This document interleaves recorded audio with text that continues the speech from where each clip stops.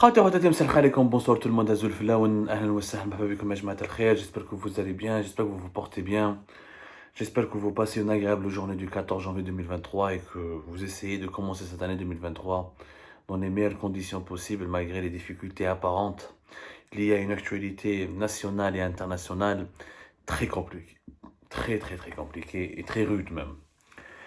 نعطيكم une information يا جماعة. Nous avons pu apprendre au cours de nos investigations auprès de plusieurs sources diplomatiques algériennes et françaises, que Abdelmajid Tebboune s'apprête à visiter la France au mois de mars prochain pour une visite d'État importante. Et les deux autorités, les autorités algériennes et françaises, travaillent sur une date symbolique. Ils ont fait une proposition pour qu'Abdelmajid Tebboune vienne à Paris le 19 mars 2023. C'est le projet qui a été mis sur la table entre l'Élysée et la présidence algérienne, le palais présidentiel El Maradia. La date du 19 mars, elle est symbolique. C'est au lendemain des accords d'Évian du 18 mars 1962. Et le 19 mars, c'est le cessez-le-feu. C'est officiellement la fin de la guerre d'Algérie. Officiellement. On va dire officieusement. Parce qu'il y a eu les violences de l'OAS et le règlement de compte, quelques attentats commis essentiellement par les nostalgiques de l'Algérie française et les bras armés de l'OAS, l'organisation de l'armée secrète qui n'acceptait pas l'idée de l'indépendance de l'Algérie. D'autres historiens évoquent naturellement d'autres massacres et d'autres tueries commises par les forces du FLN algérien, mais le débat entre historiens n'a jamais été, on va dire, n'a jamais abouti à une écriture unanime de l'histoire.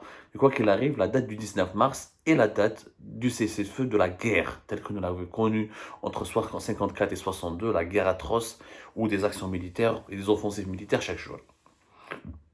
Donc, la lutte armée, on va dire, s'est pratiquement arrêtée le 19 mars 1962.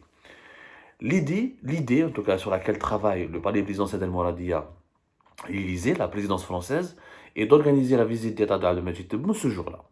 Sauf que cette idée n'a pas été encore retenue officiellement parce qu'en France, elle gêne et elle risque de provoquer beaucoup de remous et beaucoup de protestations parce que, à la base, comme il y a tout un courant des nostalgiques de l'Algérie française, il y a des associations de Harki, des associations d'anciens combattants de l'armée française, il y a même des courants de la droite, il y a des conservateurs français qui vont certainement être scandalisés par cette date et qui vont refuser catégoriquement la venue d'un président algérien et qu'on lui déroule en tout cas le tapis rouge un certain 19 mars, ce qui pourrait être vécu encore une fois par toutes ces franges de la population française qui restent des lobbies très importants. Attention, en France, les Algériens, même ceux qui habitent en France, même les Algériennes et les Algériens qui habitent en France, on minimise un petit peu et ne comprennent pas le rôle important de ces lobbies. T'as les descendants de Harki, les anciens combattants de l'armée française, les descendants de Pieds Noirs et les nostalgiques de l'Algérie française, ça reste quand même un lobby important. Abdelmajid Tebboune ne s'est pas trompé lourdement quand il parle de cela dans ses différentes interventions médiatiques, notamment dans son interview du 29 décembre 2022 Le Figaro. Ceci dit, même si la date du 19 mars n'a pas été encore arrêtée officiellement, et elle risque de ne pas avoir lieu, probablement il y aura une autre date, mais je pense que d'après mes sources, ça sera au cours du printemps 2023 qu'Abdelmajid Tebboune devrait venir à Paris. Il y a actuellement, il faut le reconnaître, et j'ai pu le confirmer, une véritable lune de miel entre Alger et Paris. Il y a une véritable réconciliation, la coopération bilatérale fonctionne à merveille entre l'Élysée et le régime algérien, parce que c'est beaucoup plus avec le régime qu'avec l'Algérie, malheureusement, mais en tout cas la coopération marche très bien. Les délivrances des laissez-passer consulaires ont été débloquées. La dernière en date, même pas cette semaine, la sœur de Dehbiya, la fameuse, tristement et sinistrement célèbre tueuse qui a assassiné froidement la petite Lola, le crime qui a beaucoup fait du mal en France. Rappelez-vous, Lola, c'était en octobre, je pense. Ça s'est passé en octobre 2022, si je ne me trompe pas. Oui, c'était le 14 octobre 2022. Elle a été, la sœur de Dehbiya, la meurtrière, a été expulsée vers l'Algérie. Plusieurs migrants clandestins ont été expulsés vers l'Algérie. Plusieurs personnes interpellées dans le cadre de la lutte contre la criminalité ou impliquées dans des crimes et de faits de délinquance ont pu être aussi expulsées vers l'Algérie. On parle, selon plusieurs sources, d'une augmentation de 20 à 30% de la délivrance des laissez-passer consulaires. Cette augmentation devrait dépasser les 50% au cours de cette année 2023, ce qui fait que l'Algérie coopère beaucoup. Et du côté français, passé, chef Emmanuel Macron, qui a fait beaucoup de pas en faveur de l'Algérie, lors de son dernier interview récemment, il y a 2-3 jours de cela, avec Le Point, avec Kamel Daoud, l'histoire, et pas de pardon, mais beaucoup de reconnaissance des crimes du colonialisme, beaucoup de pas vers une sorte de reconnaissance historique des souffrances infligées par le colonialisme français à l'Algérie. Et on voit qu'Emmanuel Macron épargne beaucoup Abdelmadjid Tebboune, il le soutient activement, il mise sur lui. Et les critiques sur les déviances, les dérives autoritaires du régime algérien ont beaucoup baissé en France.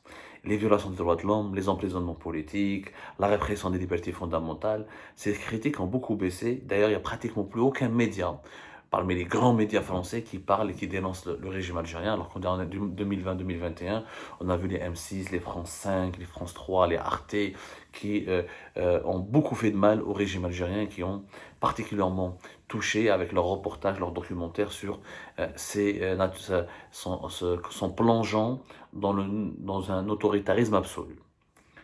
Malheureusement, pour l'entourage de Abdelmadjid Tebboune, je dis bien malheureusement pour Abdelmadjid Tebboune plutôt, son entourage est en train de torpiller cette lune de miel avec Emmanuel Macron.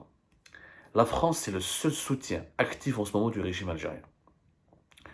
La Russie, qui patine dans sa guerre, sur le front, qui patine sur le front ukrainien, très occupée par sa guerre, où militairement, elle ne gagne pas, elle a beaucoup perdu, elle essaie de sauver son honneur, donc l'Algérie, ce n'est plus une priorité. Les Russes sont même déçus par Tebboune, qui devait venir avant la fin de l'année 2022, qui n'est pas parti. Les accords stratégiques de partenariat historiques qui ont été promis à la Russie ont été gelés. Donc la Russie est en train de grande déception avec l'Algérie. Elle a compris que l'Algérie, vu que la Russie est en train de perdre sa guerre et vu les pressions occidentales très fortes exercées sur l'Algérie, Abdelmadjid Tebboune a préféré prendre ses distances avec Moscou. La Chine se désintéresse de l'Algérie. On a vu que Abdelmadjid Tebboune n'a même pas été présent en décembre 2022 lors du sommet Ligue arabe-Chine qui s'est déroulé à Riyad en décembre 2022. Il a été tout simplement absent, c'était le 9 et 10 décembre 2022. Les États-Unis d'Amérique, n'en parlant pas, pression totale sur le régime algérien, des menaces à peine déguisées, des mises en garde. Et Abdelmadjid Tebboune n'était même pas présent lors du sommet États-Unis-Afrique qui s'est déroulé au Wethanik en 2022. C'était en décembre 2022, 13-15 décembre 2022. Les États-Unis qui ont fait une énorme opération de lobbying pilotée par leur ambassadrice, Madame Elisabeth Moore-Obin, pour imposer au régime algérien une distance obligatoire vis-à-vis de Moscou et pour essayer de faire comprendre à l'Algérie, ils l'ont d'ailleurs bien réussi, qu'il n'est pas de leur intérêt de continuer de poursuivre leur exercice militaire avec l'armée russe, ni d'offrir une base militaire en Algérie. Donc l'exercice militaire qui était prévu dans la wilaya de Béchar avec les troupes russes a été annulé. Donc les États-Unis d'Amérique, les relations ne sont pas au bout fixe, beaucoup de méfiance et les États-Unis d'Amérique, le gendarme du monde, se content d'adresser que des mises en garde en mêlant un peu à la diplomatie, la sévérité et la dureté. Donc dans toutes les grandes puissances du monde, excepté pour l'Italie, nous avons des bonnes relations avec l'Italie, mais pour des raisons purement économiques, à cause du gaz. La Turquie, c'est des relations mercantiles purement économiques. Mais la seule puissance mondiale, membre du Conseil de sécurité de l'ONU, et qui a le droit de veto, avec laquelle l'Algérie s'entend en ce moment, c'est la France. Tous les autres problèmes. Les pays du Golfe, l'Espagne, toujours en froid, les États-Unis, la Chine, la Russie, je viens d'expliquer. L'Union européenne, à l'exception de l'Italie, la France est le seul pays qui entretient en ce moment de bonnes relations. On a vu un processus de réconciliation inédit qui même suscite des critiques ici en France. Chef Xavier Driancourt, l'ex-ambassadeur de France à Alger, qui a critiqué ouvertement les choix de Macron et qui a averti Macron qu'en se rapprochant trop du régime actuel algérien, il risque de miser sur un cheval perdant parce que le régime a du mal, l'actuel régime Tebboune a du mal à garantir la stabilité du pays, ni sa croissance, ni son développement, ni son redressement. Et si l'Algérie s'effondre, c'est la France qui risque de s'effondrer. Parce que faute de stabilité et de redressement de l'économie algérienne et d'un seuil et d'un climat politique stable et tolérant et clément et favorable aux libertés publiques individuelles, le risque d'instabilité est très énorme.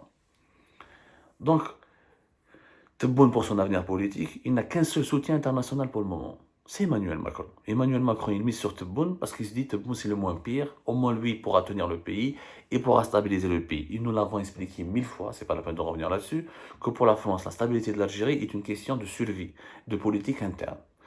Régler les problèmes migratoires, l'insécurité au Sahel, la lutte contre le terrorisme au Sahel, la coopération sécuritaire, euh, la paix au Maghreb et en Afrique du Nord, pour l'accès au marché algérien. Pour la France, la stabilité et la sécurité de l'Algérie est une priorité absolue. Sauf que malheureusement, il y a des tentatives de déstabilisation de cette relation. Et nous allons en parler dans la prochaine émission. Cette lune de miel entre Tebboune et Macron, elle risque d'être menacée, torpillée, parce que malheureusement, des conseils de Tebboune ont pris des risques vraiment considérables.